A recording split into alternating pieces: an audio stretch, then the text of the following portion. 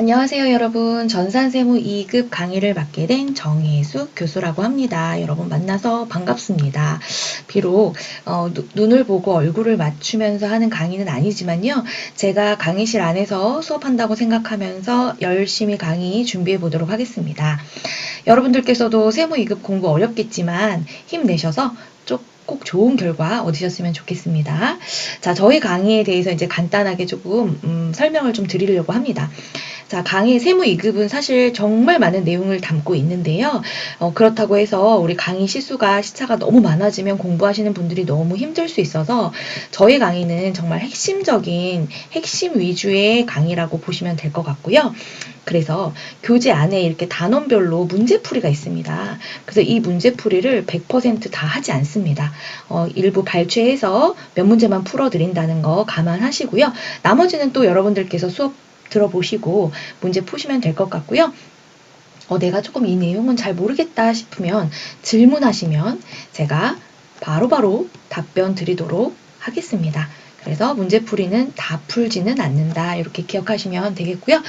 그래서 이렇게 핵심 위주의 강의로 단기간 안에 공부하셔야 되니까 잘 학습하시고, 강의가 그래도 들을만 했다, 도움이 됐다, 또 나 자격증 취득했다 그러면 좋은 강의평가 부탁드리겠습니다. 자, 여러분 강의평가 잘 해주시는 거 잊지 마시고요. 예, 또 힘내서 제가 또 잘 강의해 보도록 하겠습니다.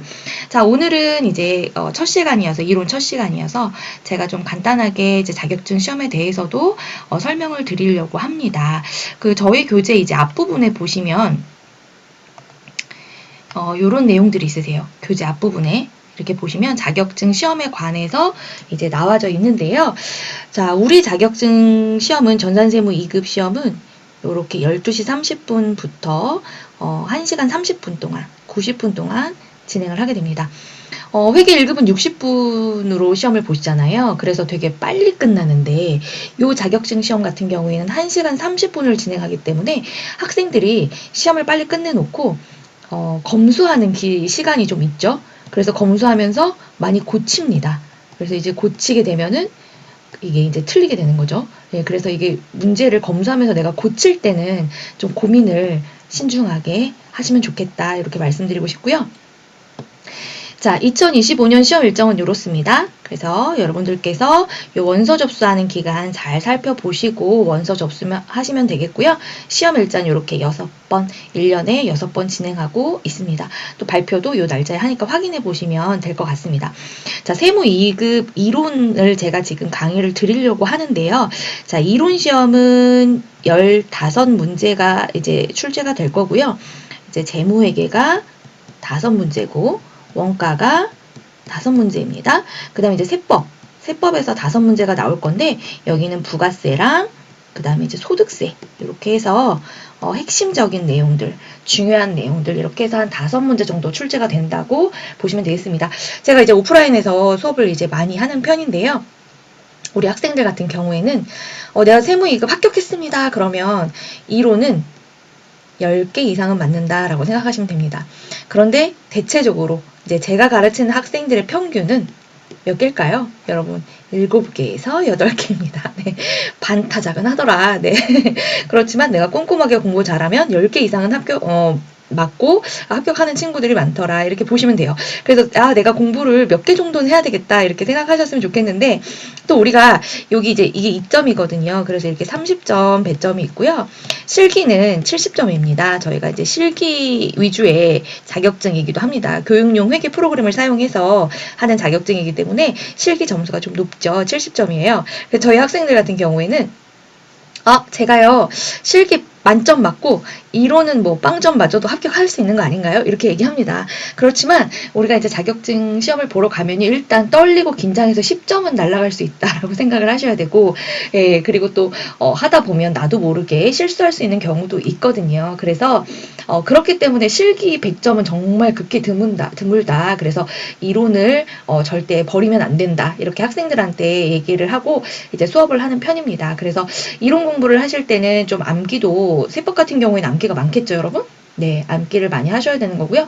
원가는 또 우리 학생들이 계산하는 문제가 나오면 좀 어려워하지만 이런 것들도 반복해서 풀어야 또 이제 공부 학습 능력이 늘어난다라고 보실 수가 있습니다. 그래서 이론, 내가 좀 열심히 꼼꼼하게 공부해서 한 10개 정도는 맞아보자, 이렇게 한번 욕심 내보시는 건 어떨까 하는 생각이 듭니다. 자, 그래서 제가 이론 수업을 이렇게 해드릴 거고요. 그리고 이제 한 가지 팁이 있다면, 우리 학생들 같은 경우에는 재무 원가 같은 경우는 그냥 무난하게 이제 문제를 푸는데, 세법을 되게 많이 어려워합니다. 부가세, 소득세. 근데 법은 암기가 필수죠. 예, 암기가 세법 같은 경우에는 암기를 하셔야 하고, 추천드리는 방법으로는 내가 이게 정말 너무 어렵다. 내가 어떤 공부를 하는데 이 공부가 매번 내가 공부할 때마다 문제 풀어보면 틀리고, 좀 어렵다 그러면 하루를 잡으세요. 네. 하루를 잡아서 하루 종일 이론 문제에 있는 이 뒷부분에 있는 세법 5개를 기출문제를 한 10회 이상 정도 계속 풀어보시고 암기하고 정리하시는 방법. 예, 그리고 예를 들어서 실기를 공부하는데 결산이 잘 안 된다는 친구들이 많아요. 그러면 하루 종일 결산만 푸는 거예요. 하루 종일. 하루 종일 결산 문제만 풀고 내가 정리하고 기억하고 이렇게 해야 조금 도움이 되지 않을까 하는 생각이 듭니다. 네, 이렇게 해서 간단하게 좀 설명드렸고요. 제가 또 이제 실기 수업 때도 또 간단하게 또 OT를 해드릴 거라서 이론 또 진행해 보도록 하겠습니다. 네, 우리 교재를 이제 보시면 되겠고요. 제가 여기서 화면을 좀 열어서 이렇게 보여드릴게요. 네, 저는 이렇게 열어드렸습니다. 우리 교재는 12페이지 보시면 되겠습니다. 네. 자, NCS를 적용한 재무회계 이해라고 해서 이제 회계의 어떤 기본 개념이라든지 분류 이런 것들이 나와 있는데 같이 한번 보도록 할게요. 자, 회계의 정의가 나와져 있습니다. 회계의 정의의 가장 핵심적인 부분은 무엇이냐? 유용한 정보를 전달하는 것이 핵심입니다. 회계는 우리 기업의 유용한 정보를 필요로 하는 사람에게 전달하는 것을 회계라고 하고 그것이 가장 궁극적인 목적이다라고 보실 수가 있어요. 그러면 유용한 정보는 뭐냐? 우리 기업의 유용한 정보는 뭘까요? 재무제표가 되겠습니다. 재무제표 안에 우리 기업의 여러 가지 유용한 정보들이 들어가 있을 거고 그 정보를 누구한테 전달하느냐에 따라서 교재에서 보시는 것처럼 3가지로 나뉠 수가 있습니다. 우리 선생님들께서 같이 저랑 공부하실 것은 재무회계. 인데요. 재무회계는요. 기업 외부의 외부 정보 이용자에게 정보 전달을 하는 것을 재무회계라고 합니다. 기업 외부 정보 이용자. 우리 회사 외부에 있는 정보 이용자들은 엄청 많겠죠. 주주가 될 수도 있고 채권자, 정부, 거래처, 고객 혹은 종업원들도 될 수가 있습니다. 우리 회사에 대해서 궁금해하는 정보 이용자들은 엄청 많기 때문에 우리가 불특정 다수라고 하고요. 우리와 이해관계에 있다라고 해서 이해관계자라고도 합니다. 그래서 기업의 이해관계자에게 정보를 제공을 하는데 외부 정보, 기업 외부의 정보 이용자가 있다고 해서 외부 보고 목적이라고 하고 그것을 재무회계라고 합니다. 이 재무회계는 기업들이 이제 장부 작성을 하게 되는데요.